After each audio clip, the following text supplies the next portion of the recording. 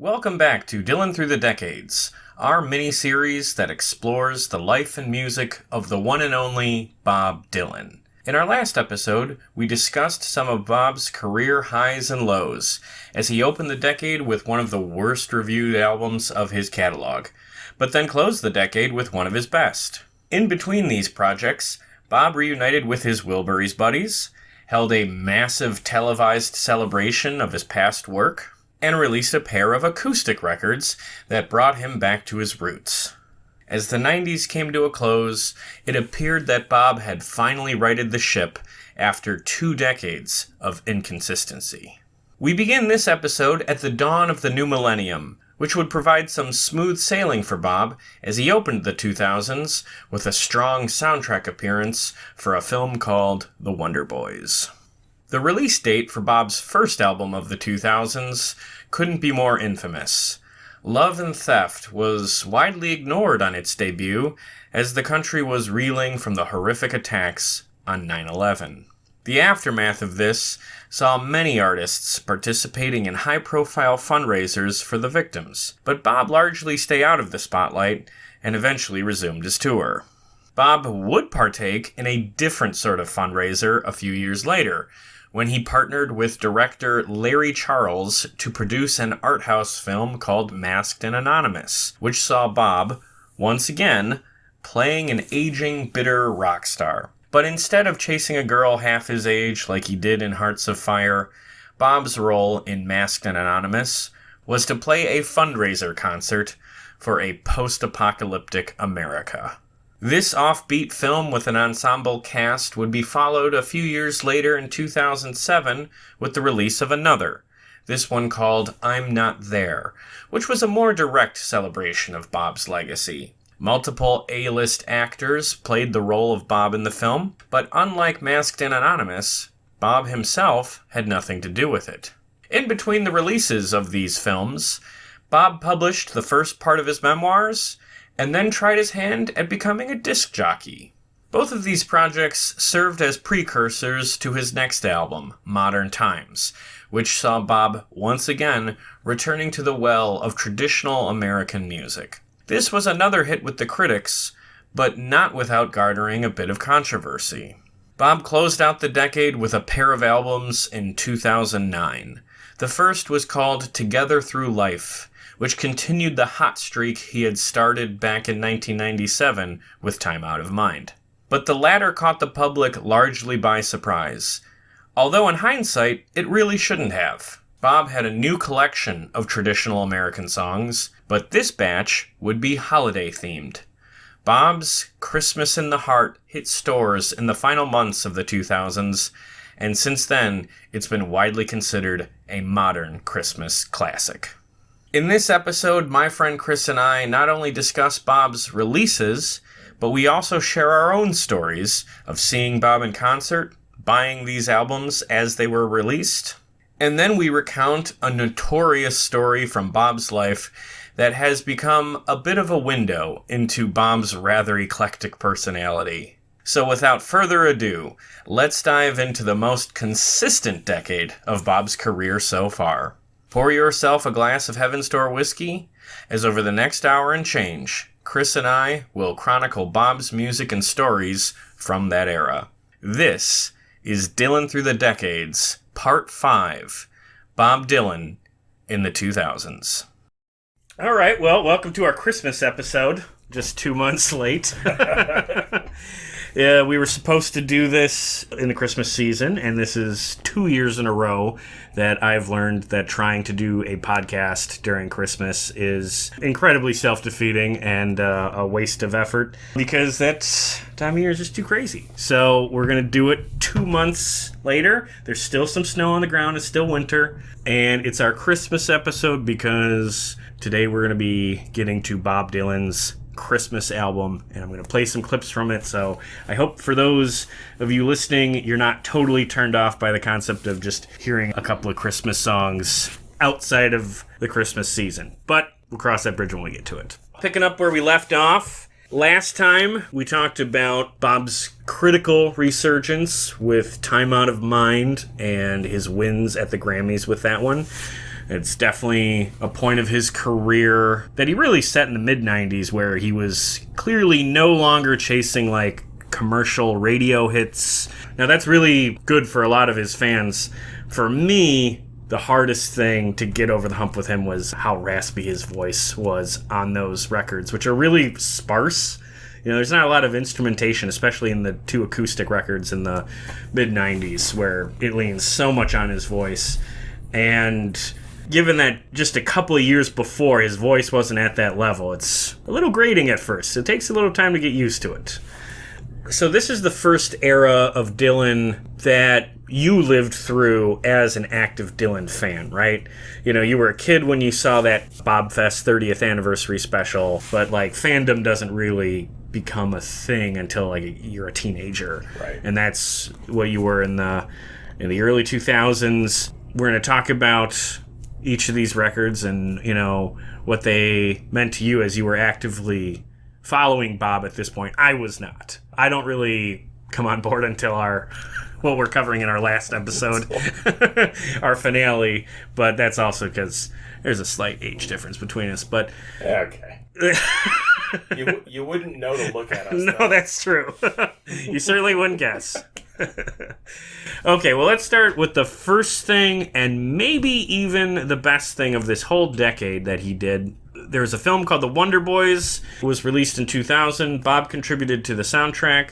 A song called Things Have Changed. You mentioned this in the first pod we did as one of your all-time favorite songs of his. I enjoy this song. I really like the music video. I think that's the first music video he, like, seemed to put some effort into. Well, let's start with this. Did you see the movie The Wonderboys? Yes. Good movie? Yeah, it's an awesome movie. Oh, okay. So I as a kid who was kind of like a literary nerd, you know, I read a ton, middle school, high school, whatever.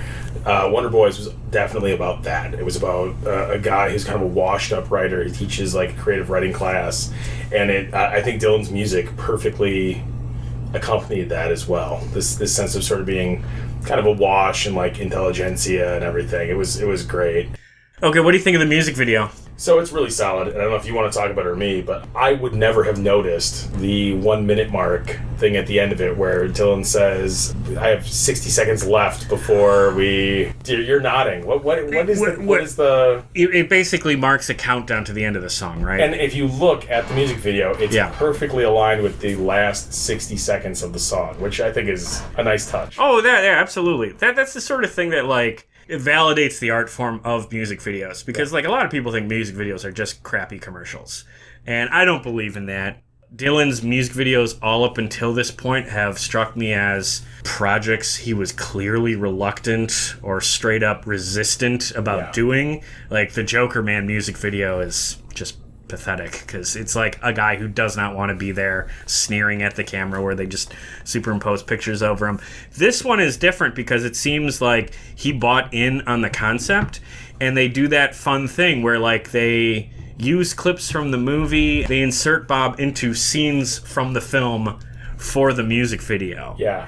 That's fun. I usually hate that. Really? But I thought they did usually it feels so artificial normally. It looks fake often. They did such a good job with, like, inserting Dylan into those scenes that you don't even notice it.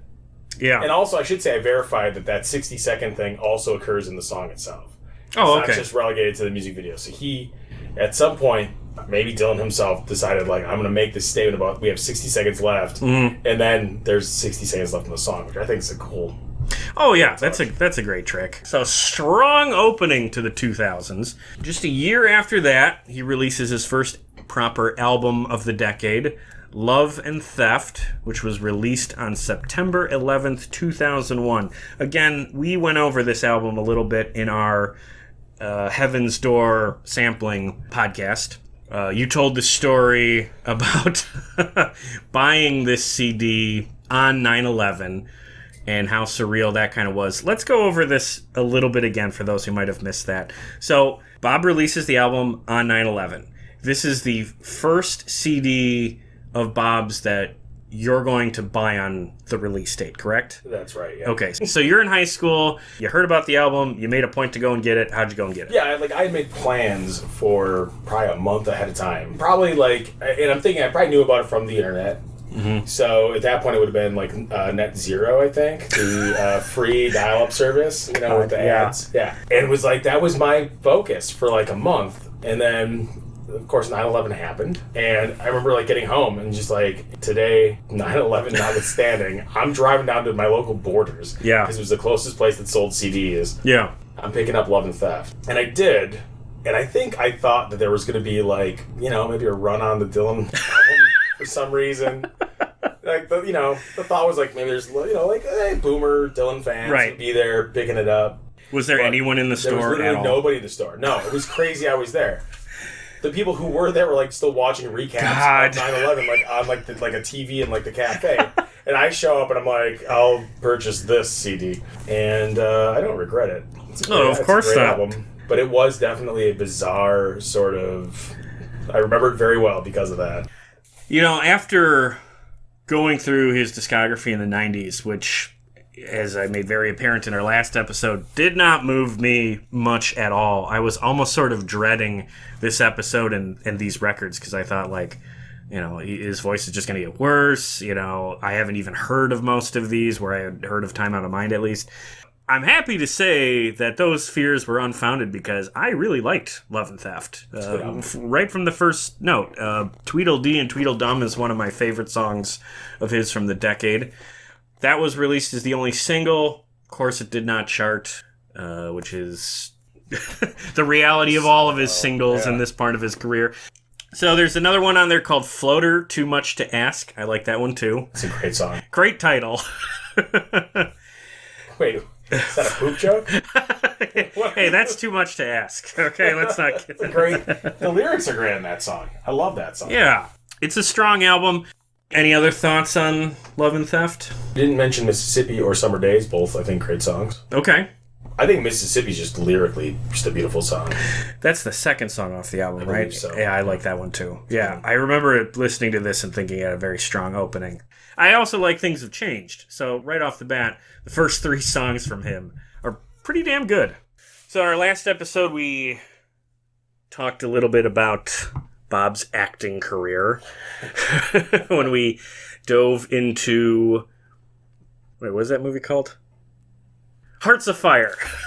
Hearts of Fire. Holy shit. Obviously, that left an indelible impact on both of us as we struggled to remember what the name of the movie was. Yeah, so Hearts of Fire sucks, but it was entertaining in sort of a goofy, have a bad movie night. There's some weird little positives. And I think there were some weird little positives because Bob was playing a role that was tailor-made for him, like a burnt-out, bitter old rock star. Yes. So he does a similar role in another movie called Masked and Anonymous in 2003. At least a similar role on paper in the sense that he's a burnt-out, has-been old rock star. Very different character, very different kind of movie, and very different impact on you and I. Because you feel pretty strongly about it. I'm lukewarm on it. So let's talk a little bit about Masked and Anonymous. I don't want to get too lost in the weeds of the plot, but basically Bob Dylan plays a burnt-out old rock star called Jack Fate. The movie was written by Larry Charles, who's most famous for directing Borat, Bruno, and Bill Maher's Religulous. So he's an HBO guy. But Bob co-wrote it with him, which makes a little bit more sense because I think this is a movie that could only be made if Bob himself was involved. Yeah. That said, I did not like this movie very much. What are your initial thoughts on Masked and Anonymous? When I saw it when I was younger, I did not love this movie. I will say watching it now, and not trying to get political in any way, but it's about a sort of a post-revolution America and sort of the decay of American society. And I kind of like it. And I also think symbolic, there's some stuff where Dylan's the child of this revolutionary who took over America and basically destroyed society in the process. And he just left and got imprisoned. And I feel it's kind of it's a metaphor for Dylan's relationship with the 60s counterculture. That's how I see it. Do you think that metaphor was intentional from the writing, or do you think as it played out, that just ended up being a happy accident? I think we've talked about this before, where it's like, how much is Dylan's stuff intentional? How much is any artist's work intentional in the idea that they're trying to make a specific statement? Do you think it's more relevant, more worth seeing now than it was at the time? Now, you got to remember, 2003, that's the start of the Iraq War. Like, this is the height of the Bush years. It definitely feels more prescient now. Okay. Just what kind of we are at. It doesn't have a straightforward sort of plot. I mean, there really isn't a plot at all, other than them just trying to throw a charity concert or something. That's important to bring up, because this is absolutely not the same sort of movie as Hearts of Fire. Yeah. This is a much more cerebral, Yes. challenging experience. And maybe that's why it didn't do much for me, not because I'm any anti-intellectual, just because I felt like if you're playing with big concepts, like, you have to deliver on all aspects of the film, and there were just some really obvious shortcomings that threw me off. So my problems with this film come down to a lot of the technical aspects, particularly the acting performances. I love the cast. Love John Goodman. Love Jeff Bridges. Love Jessica Lange. And you can definitely see in scenes that they are all amped up on their performances, because I think they want to, like, impress Bob. And all that does is highlight how truly bad of an actor Bob is, because he, despite this being like a passion project, seems to give no effort and is totally flat, and it's a less fun performance of him here than in fucking Hearts of Fire. Yeah. In Hearts of Fire, at least there was a couple of funny moments, just little bits. But here it's just nothing.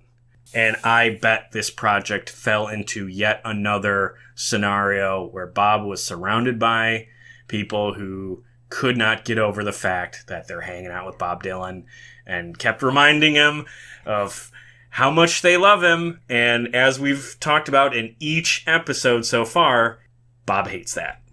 In 2009, Mickey Rourke said, quote, "I had a little part in some arty-farty movie we did. I've known him for several years, and we talk on the phone. Well, he's not big talking on the phone. Not big talking, period." And recently, in 2020, Mickey also said, "We were on the set together one day, and I was just so enamored. I wanted to be friends with him because I really looked up to him. So I just said, 'Bob, do you go out? Do you want to go out and hit the town?' He didn't even look at me. 'Oh no, I don't go out.' I just said, 'You don't go out?' 'No, I don't go out.'" This reminds me of Al Jarreau bugging Bob at the Live Aid sessions.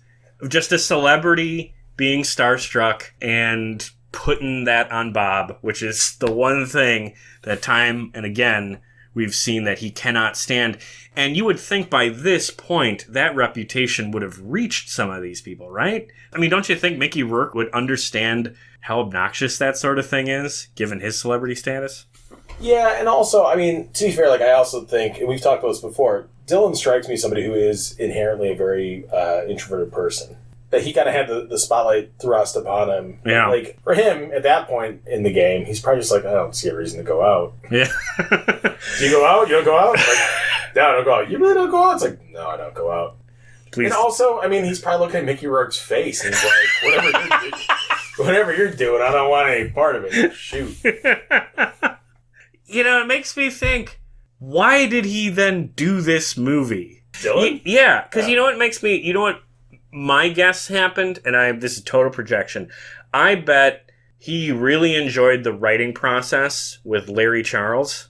Yeah. And then when filming got started, he realized what that meant, and maybe he had forgotten about what it was like on Hearts of Fire, or maybe he just lost interest real early and just wanted to get it done. Because there is a fun anecdote from Luke Wilson, who has a small role in the film, that he talked about on Conan O'Brien's show, and I'm going to play a clip from that here. How did you come to work with Bob Dylan? Had done this movie, Masked and Anonymous, that he and Larry Charles did, and just kind of this odd movie that had all these different people in it, and I just kind of played his roadie. You know, I can't even imagine.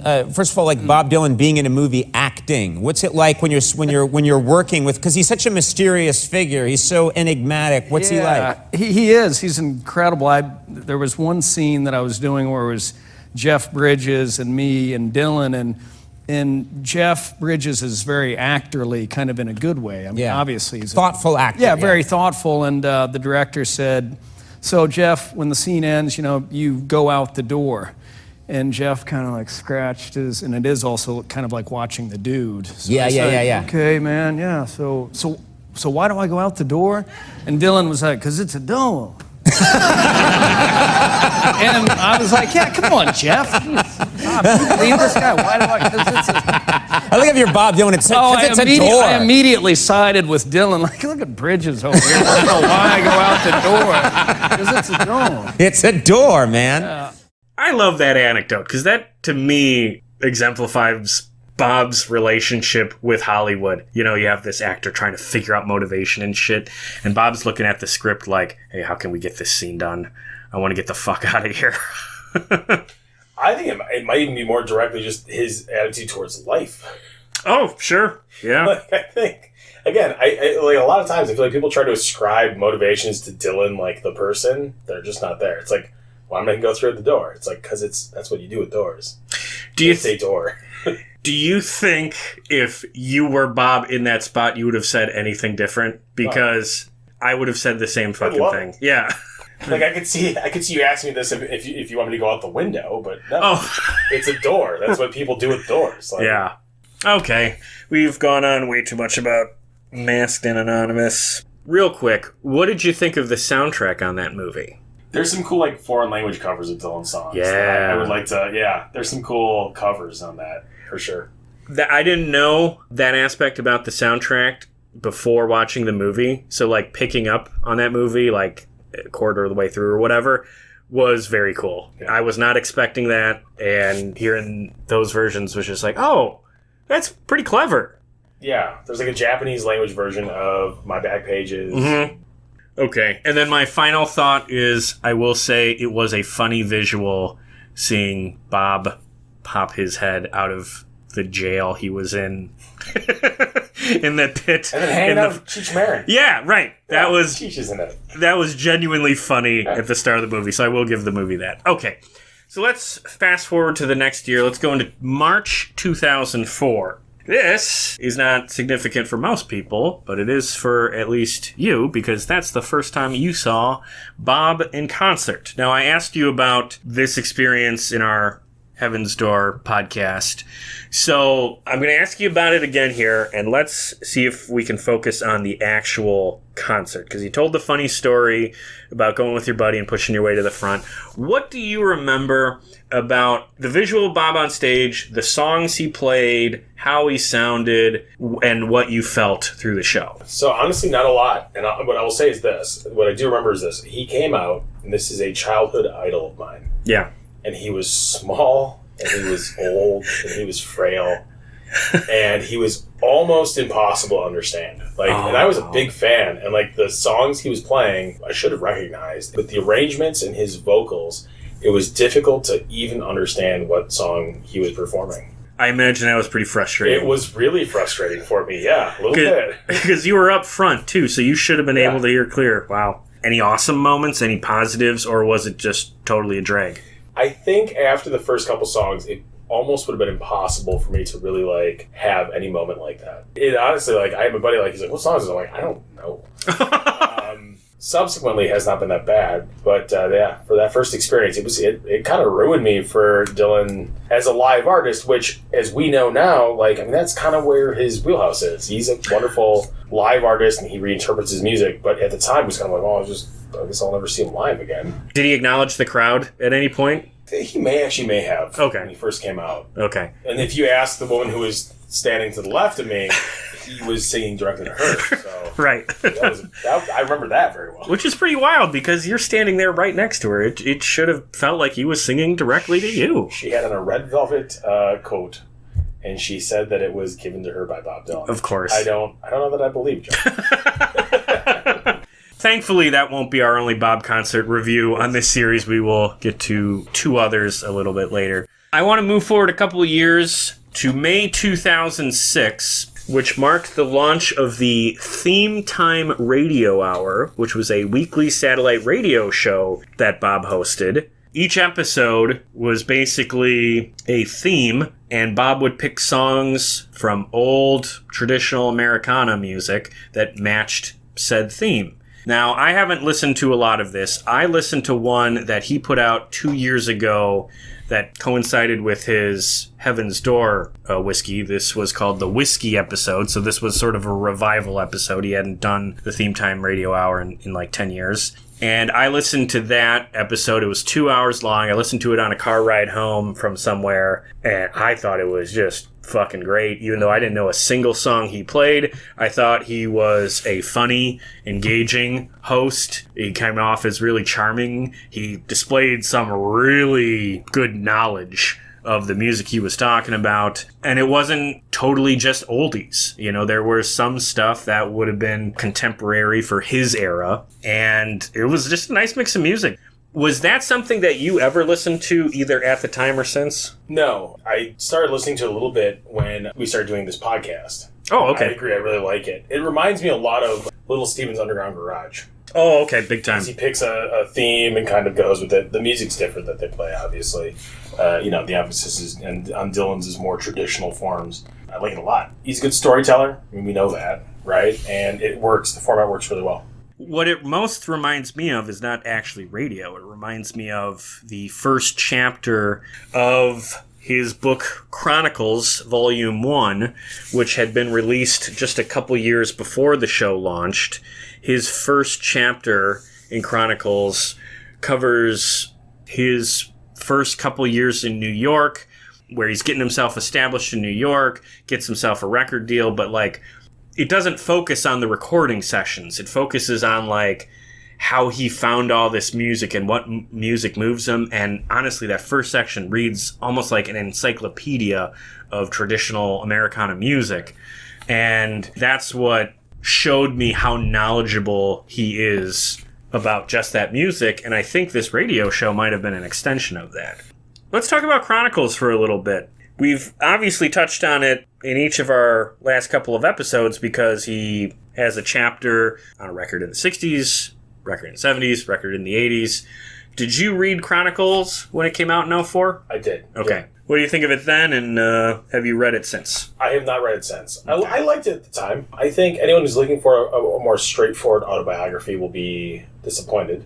It's very much just surrounding the music and the production of his music, and there's not a ton of... And like to your point, he does about the kind of decade to decade. Mm-hmm. It jumps around a bit too. It does give some good insights into some of the artists that he really appreciates. I was surprised to learn how much he loves Gordon Lightfoot. Oh yeah.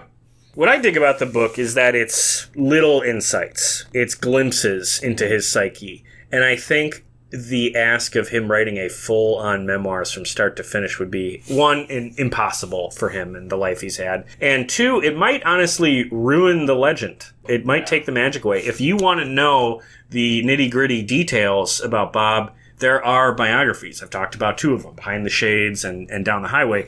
If you want an encyclopedic knowledge of Bob's life, get those books. But if you want insight into how he thinks and some of his experiences in brief periods of time, that's a really cool book for that. And if you enjoyed Chronicles Volume 1, it's unfortunately titled because there was supposed to be a Volume 2, but that is never coming. Do you think it's funnier or unfortunate that he chose to put Volume 1 on it? I hope he releases it and he calls it Volume 3. Oh!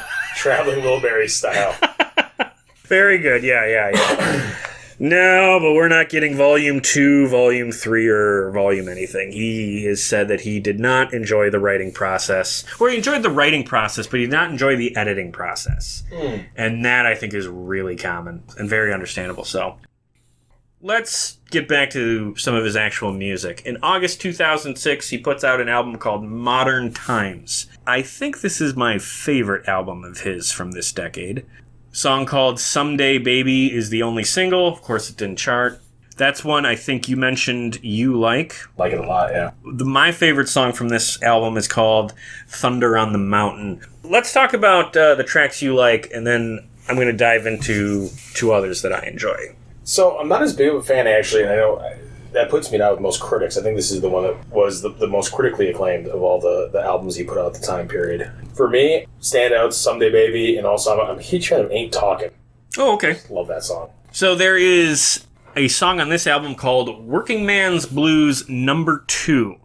And this song is interesting because it's a sort of tribute to Merle Haggard's 1969 Working Man Blues. Yeah. And Bob and Merle toured together briefly in 2005, so I have to wonder if Merle was sort of on Bob's mind around this time. And in 2007, Merle was asked about the song, and he responded, quote, "I said, good. That gives me a reason to do Blowin' in the Wind No. 2. That's kind of funny. I like Merle Haggard. I like Merle Haggard quite a bit. Honestly, I bet that 2005 tour with those two guys would have been awesome. Oh, yeah. So Merle would eventually cover Don't Think Twice, It's All Right in 2015 on an album he made with Willie Nelson called Django and Jimmy. Another track on the record that classic rock fans might recognize is he did The Levee's Gonna Break, which is an Americana traditional, and yes, it is adapted from that same song that Zeppelin drew from for their famous When the Levee Breaks. And sounds nothing like the Zeppelin version. Correct. Unrecognizable. That's even the same piece that he was pulling from. Yeah. Absolutely wild of how divergent two songs from the same original can be, but very cool on that note. I mean, to be fair, that was the big thing with Modern Times, is that Dylan got into a lot of hot water over his adapting without crediting a lot of this. Yeah.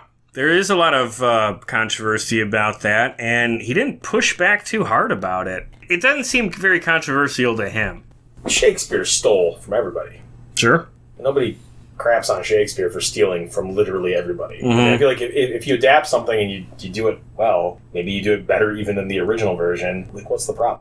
Well, money would be the problem, I think. I mean, there's nobody getting money for That's right. American traditional, When the Levees Break, or for the stuff that he adapted Someday Baby from, or anything. Nobody's making money on that. Well, doesn't this sort of remind us of what happened on that first album where he did House of the Rising Sun? That was Dave Van Ronk's. Well, that's a little different because Dave Van Ronk was alive. Right. But again, I think you're coming from a tradition where I feel like there was a lot of borrowing of works and even arrangements. And I just feel like his idea is the art is what it is. Money messes up everything. Sure does. That'd be a great title for a Dylan song. All right. Let's talk about another movie very quickly because I didn't see this one. I think you've seen it. It's called I'm Not There. It was released in 2007. The only reason people know this movie at all is because the character, Bob Dylan, is the central part of the film. And Bob in the movie is played by multiple different actors, including a female actor whose name I cannot think of because, again, I did not see this movie. Cate Blanchett. Cate Blanchett. Okay. Who looks probably the most like Bob Dylan when she's all... Oh, I believe that. up. Yeah, absolutely. They actually physically look the most alike, and he's got kind of that wispy kind of... Yeah, more of a commentary on his appearance than hers. Absolutely. No, she's a woman. That's not I'm trying to say anything about Cate Blanchett. Yeah, for sure. Have you seen that movie? Yeah, I watched it in anticipation of this and fell asleep about 3/4 of the way through it because it's not way better reviews than Masked and Anonymous, and I feel like at least one is identifiable as its own voice. I'm not there. I don't know what I'm even trying to watch here. Yeah, I saw that Bob was not involved with this one at all, and I just felt like, okay, this is more just adulation in a format that is meant to be more respectable than just I don't know, a tribute album or something. It's just, it's... Conceptually, it's weird. There's they don't use the name Bob Dylan, I don't think, throughout the entire movie. They use different pseudonyms. And they have I guess the idea is they have a young African American boy for his childhood. Okay. They have Cate Blanchett for a certain period. For his older years, they have what's his name? Gerbil guy. Richard Gere. Richard Gere. Oh, no. You're welcome, Joe. Yeah, thanks. Don't edit that. You leave that in. Yeah, leave that in for sure. That's a gift for you and your audience. Yeah, this whole segment. Anyways. Yeah, not a strong film. Not a strong film. Yeah. Maybe the criticisms of Artie Farty that are directed at Masked Anonymous, you feel are a better fit for this one? Yeah, and the only thing I would like, it's weird, it comes off more of a vanity project, I think, than Masked Anonymous, despite the fact that Dylan had no involvement in it. That's fun. Yeah. Okay, I can see that. So, we're getting close to the end of the decade here. April 2009, Bob releases his third album of the 2000s. This is called Together Through Life. The singles off this one are Beyond Here Lies Nothing and I Can Feel a Change Coming On. Now, I noticed on this one, his vocals are a little rougher and a little raspier than the two previous albums, and I think I was enjoying those two previous albums because his vocals were pretty solid. I thought the track It's All Good was pretty funny. Mm-hmm. And I also enjoyed the song If You Ever Go to Houston. It's a good one. Life is Hard is not bad. I don't think he made a lot of bad music in this time period. Life is Hard is one of those quintessential Dylan titles. Yeah. Yes. Just like things have changed. Unlike Jolene, which is a weird flex. Yeah! I made a note of that. Why do you think he did that? He wrote a song called Jolene, and I thought, like, oh shit, he did a cover of Merle Haggard song in the album before, and now he's going to maybe pay some tribute to Dolly Parton, which is not inappropriate. She's an American treasure. And then this song has nothing to do with her iconic song, Jolene. Very weird, right? I have no idea what he was thinking. Just sort of weird. Pretend to. You're just like, yeah, I'm going to do Jolene. But not that Jolene. Different Jolene. This was the tour that you and I saw him on. The tour to support Together Through Life. In July 2009, we saw Bob at Summerfest. So what I remember about seeing that show is that we drank quite a bit before the show. Wow. We? You know, you certainly had more than me. But this was a tour that he was doing with Willie Nelson and also John Mellencamp, and every other venue on the tour except us got John Mellencamp. And Mellencamp was the one I was, like, interested in seeing at the time. At the time. So I was sort of, like, annoyed by that. But anyway. Do you stand by that now? Where it's like, Willie Nelson, Bob Dylan, and John Mellencamp. Mellencamp's the one that's like, that's the one I mean, from what I remember of Willie's performance, I would have swapped him out for Mellencamp in a heartbeat. Yeah, that's fair. Because Willie Nelson was, and I love him as a person, but he was so fucking boring. I saw people sleeping. We were in the lawn seats. We saw people sleeping you saw while me he played. Sleeping while Well, that was that was put in quotes. Sleeping. Right. Yeah. So we go to see Bob together. We didn't have to pay very much to get in. I remember we had to be in, like, lines to get wristbands. Yeah, well, we were poor, Joe. We were in Yes, college. that's correct. We didn't have money to pay to get the bleachers or even better seats. Yeah. So when it came time for Dylan to perform, the Jumbotron was turned off so that we could just hear Dylan. And I remember walking up to the booth, and I asked them, I go, hey, what's going on with the Jumbotron? They're like, oh, the artist, we were told to let people know if they asked. The artist has said that they don't want to have the Jumbotron on so that you can experience the music instead of seeing them. And I remember just thinking to myself, like, wait, what? I've never heard that before. Then why would you even amplify the music? Just play your music to a group of 30 people, but don't, like, pretend and then sell tickets for people who are 2 football fields away. I don't know. We did not have any visuals on him. Like, I brought my camera, or my cell phone, you know, which was sort of prehistoric even then, but I didn't get a single good photo of him. I got a couple of fun pictures of us on the lawn, and people were, of course, walking around not paying attention to him. Like I said, we saw people napping while he was playing. When Bob finally came on, what I remember is the experience you talked about the first time you see him, where, like, I didn't know a single song until we got to the end, where I remember I recognized something, and I nudged you. I'm like, what song is this? And you're like, it's All Along the Watchtower. And it was just like, oh, now I hear it. Okay. And then after that, I think the encore was Like a Rolling Stone. And that was cool because I recall that being a big amphitheater-wide sing-along. And that was a nice experience. But it was a long day to get to that moment. To be fair, his pronouncing things and the ability to understand them was improved from the first time I saw him. Okay, yeah. For me, it was just interesting how just wildly different my two first concerts for Dylan were from one another. Yeah. Where it's the first I'm so close and it just becomes clear, like, this is a small, frail, weird little man. Yeah. And then the second, it's like, I'm so far away that I'm pissed that I can't even see the guy. Like, it was just such a bizarre... Probably neither's even true. Probably both are kind of true. Yeah. Well, you know, the thing is his live reputation has come back to be very positive in recent years. But if you look up reviews from this era, the 2000s, not a lot of good reviews. I looked up our local reviews for this show, and it was all very negative. It was all very meh, like unimpressed. And I think maybe people just didn't appreciate that they're not guaranteed to have him forever. Because I think a lot of the celebration for him now is the fact that, like, he's 80 and he's still touring and he's putting on good performances now. And people are like, oh, can you believe this? Well, they weren't saying that when he was in his 60s. Well, if you're not taken by our reviews of his live shows in this time, don't worry. Come back to our next episode. We will have some good news because we did see him recently and we can talk about a very positive experience then. Wonderful. But you'll have to wait until then.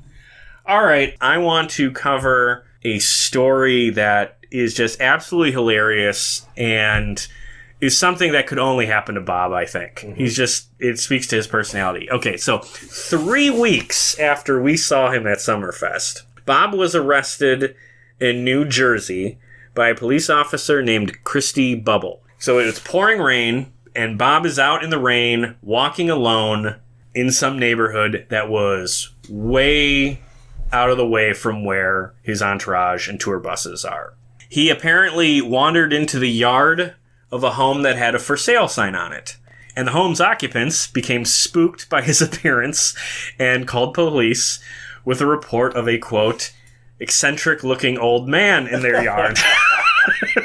And one of the occupants even went so far as to follow Bob as he continued down the street. So this officer, Bubble, said, quote, we got a call for a suspicious person. It was pouring rain outside, and I was right around the corner, so I responded. By that time, he was walking down the street. I asked him what he was doing in the neighborhood, and he said he was looking at a house for sale. She continued. I asked him what his name was, and he said Bob Dylan. Now, I've seen pictures of Bob Dylan from a long time ago, and he didn't look like Bob Dylan to me at all. He was wearing black sweatpants tucked into black rain boots and 2 raincoats with the hood pulled down over his head. We see a lot of people on our beat, and I wasn't sure if he came from one of the hospitals or something. That's wild. That's great. And, you know, it's sort of a great story because what are we just talking about? We couldn't see the guy, right? He's intentionally hiding himself on stage, and photos of him are actually sort of rare. When she says, I'd seen pictures of him from a long time ago, that sort of tracks because, like, I don't know, if you asked Bob Dylan's office for a headshot, they might send you something from 1970, you know? It's bizarre that the police were involved, 1, and 2, like, that they actually harassed the guy. Is it weird because also that he was earnestly looking at homes just in like this random suburb of New Jersey, but yeah, that's weird too. I mean, maybe because it was raining and they're like, what is someone doing out in the rain? I go for walks in the rain all the time. Okay. I don't know. So she asks Bob for identification, and here's the weird point. Bob says he had none. So she asked him where he was staying, and he said his tour buses were parked at some big hotel back by the ocean. So the officer assumed that to be the nearby Ocean Place Conference Resort. She said, quote, he was acting very suspicious. Not delusional, just suspicious. You know, it was pouring rain and everything. That's a wild quote in a different way. Like, what the fuck does that mean? He was acting suspicious, not delusional. It's a good thing it wasn't Richie Havens, is all I'm saying. Oh, God. If it was Richie Havens, if it was not a white person, would this officer taken him at his word enough so that she actually drove him to the conference center and checked with the tour bus to see if it was actually Bob. Candidly, like, the fact that he's even getting picked up at all and, like, questioned, to me, is ridiculous. I just think, you know, you should be able to walk in the rain. Oh, how dare you? Like, I don't know. Yeah, I mean, like, the quote, he was acting very suspicious. Suspicious of what? Yeah. You know, there's no implication. It was raining. There's no implication of any sort of crime. Like, what, vagrancy? And looking at a house that has a for sale sign. Yeah. This is bizarre. I mean, it definitely reflects a lot worse on the New Jersey police. Yeah, well. But it reflects just weirdly, I guess, on Bob. Because it makes me think, is this what he does? I think so. Is, like, this his pastime when he's out and about on tour? Do you remember when Mick Jagger was going on the Rolling Stones tour and he was getting all these, like, undercover photos where he'd be at a bar and nobody recognized him? You know, and it was all very cute because it's like, oh, it's Mick, but nobody knows, you know, where he is and no one expects him to be there and he's having a little bit of fun. It's all very tongue-in-cheek. Bob wasn't doing that shit. Bob's just creeping around. I don't think he's creeping. I think what he's doing is he's looking for houses to purchase for, like, one of his, like, 6 secret families that he has. Yes, this'll do. Ooh, this is good. They'll like, Family A will love New Jersey. He's in Milwaukee, same thing. Baltimore, Cincy. He's going across the... Oh, good Lord, that's funny. Yeah, it could be. Well, anyway, the story concludes with the cop actually driving him to the hotel, checking with his team, and then apologizing and letting him go. You know, you just bring it up because it's just such a bizarre story. Like I said, could only happen to Bob, right? This would not be a Bruce Springsteen story. Like I was saying about Mick, Mick's going to do something cute if he's out and about, right? Bob is just doing his thing and does not want to be found out. I bet he got a good laugh out of getting arrested, though. Or taken into custody, I should say. Okay, this is actually the final topic before we wrap up here. His final album of the 2000s, released October 2009, just in time for the Christmas season. Christmas in the Heart. Yes. Finally, we've arrived at the thing that makes this our Christmas episode, okay? So I very vividly remember when you and I went out and got this CD, because you were really trying to get me into Bob at this time, and we found out that he had a Christmas album coming out, and we both thought, like, oh, this will be sort of funny, because that's what everybody thought. When this was announced, everybody was like, what? Yeah. Well, yeah. Yeah, so we went to a super Walmart, grabbed the CD, go out to the car, and we just drove around listening to it. And do you remember just how hard we laughed when we heard him sing the first few words off Here Comes Santa Claus? Santa Claus. So it's the most bizarre sort of juxtaposition of these very traditional arrangements for the song. Very traditional. And then his voice. His, what you called raspy. I mean, that's being kind. This is raspy at this point. It was funny. And also, I kind of started liking it. This record cracks me up because, like you said, it's a very traditional arrangement. It's very beautiful production. Yeah. And when you're hearing some of these songs with the instrumental part leading into the vocals, it sets a mood, and you're like waiting for like Johnny Mathis or Dean Martin or Frank Sinatra to start singing. And then Bob gargles out these lyrics, and the contrast becomes just hilarious. Yeah. And all you can do is laugh.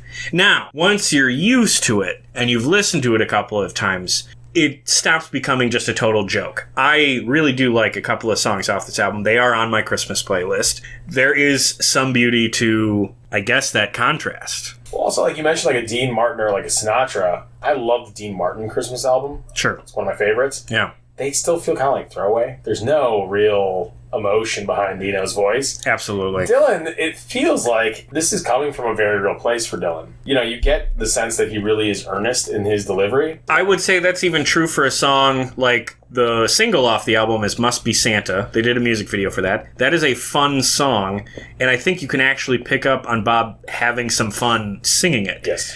Now, the funniest part of that song for us is what I remember when we first heard that in the car.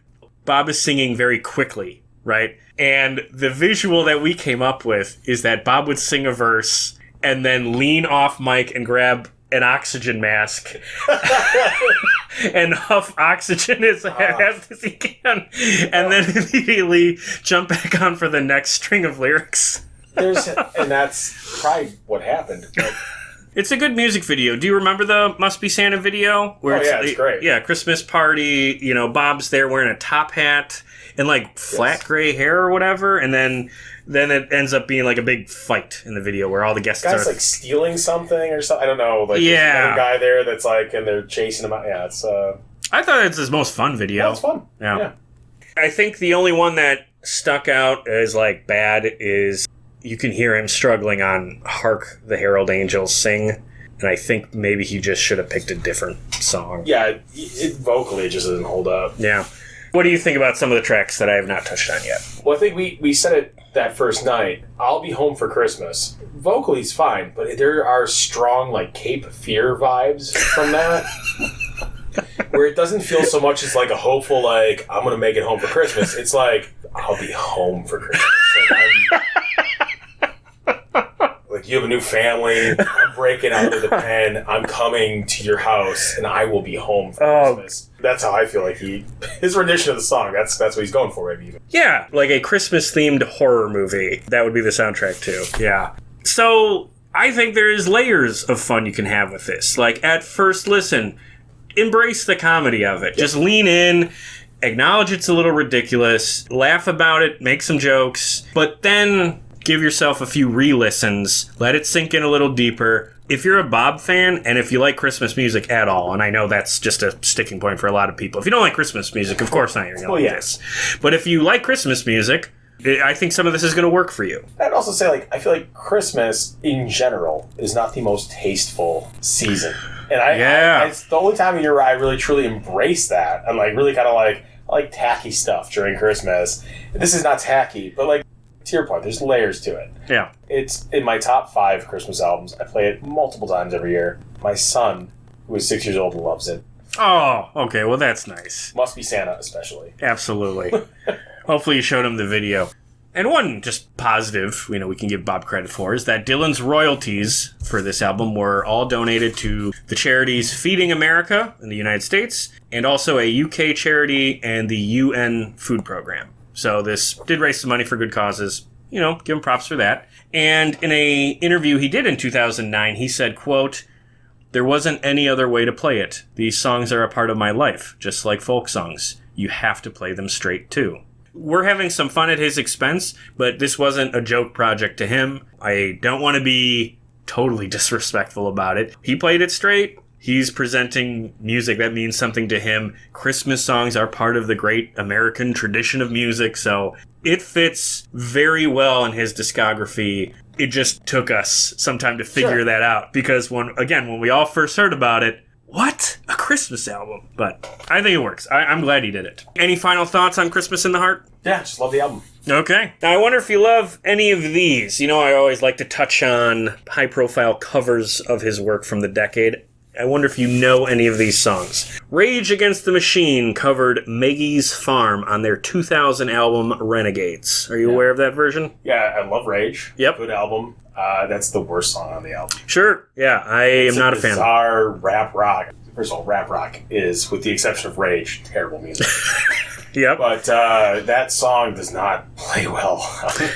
Do you think they were trying a little too hard to force parallels? Like, yeah, we're the Bob of this generation. Maybe. I also think Zach De La Rocca, if I remember the song right, it's been a while since I really listened to their cover album, but it leans really heavy into the, come on. Okay. With that specific song. So yeah, okay. There's a lot of that. Sure. Okay, so to fill space, you gotta, of course. Make it work. Gotta make those grunts. Yeah. Okay, in 2003, an album called Gotta Serve Somebody, the gospel songs of Bob Dylan, was released. Dylan actually appears on this project. He performs a duet with Mavis Staples on a song called Gonna Change My Way of Thinking, but with some new lyrics. Now, him and Mavis have had a long friendship, pseudo-relationship going back to like the 60s. I think it's very nice that they were able to do a song together. I bet both of them really enjoyed that process. Are you familiar with this record? Nope. Okay. Well, you might want to check it out because it's the gospel tracks. Interesting project. That's all I would say about it. And then finally, Adele covers Make You Feel My Love on her 2008 debut album, 19. That is the same song that Garth Brooks covered and won like a Grammy for that we talked about last time. So that's a compliment to the staying power of that song, right? Yes, but I would say Adele's cover is far more successful than Garth Brooks' cover. I would say, I think we mentioned in the first podcast, I think that version of that is one of the few versions of a Dylan song I really prefer the cover version to the Dylan version. I thought you liked the Garth Brooks version. I don't hate it. Okay. You don't like... It's a great song. You don't like the Billy Joel version. Billy Joel version is a travesty. It's a crime against nature. It should not exist. Fair enough. Adele covering this on her first album that's quite a compliment given what a force of nature she's become in the last 10 years. So interesting to see that. All right, let's wrap this up. Let's talk about our favorites from this era. And I am happy to say I am not going into this segment kicking and screaming like I was in our last episode. Do you want to just put the albums in order, or do you just give a thumbs up to all four? I think just give a thumbs up. Yeah, I would say There's so few. Yeah, the output's small. I think, just give a thumbs up. Okay, then why don't you tell me your, in no particular order, top 5 favorite songs of Bob Dylan's from the 2000s? Yeah, so I think Tweedledee, Tweedledum, Mississippi, Someday Baby, Beyond Here Lies Nothing, and Things Have Changed. Very good, and I'm happy to say we have one in common. I will also say Tweedledee and Tweedledum. And then my other 4 are Thunder on the Mountain, Rollin' and Tumblin', Workin' Man's Blues No. 2, and If You Ever Go to Houston. Things Have Changed didn't do it for you at all, huh? I would say that would be in the top 10. Too dark for you. No, not too dark. Well, what I like about it is that it feels like a sort of sequel to The Times They Are A-Changin'. Oh. It feels like... One's hopeful. Yeah. And now here we are all these years later, and I know it's a stretch. I know it's just a couple of words in common, but I think there's a interesting connection there thematically. No, I dig that. Okay. One's very hopeful. It's all about get out of the way. As he's a young man. Change, and then the next one is... the bookend is, I used to care. Right. Right. Yeah. I like that a lot. Yeah, a different perspective from an older man at this point of his career. But so I like that song, and I really like that music video. So would I say number 6? Yeah, why not? Certainly top 10.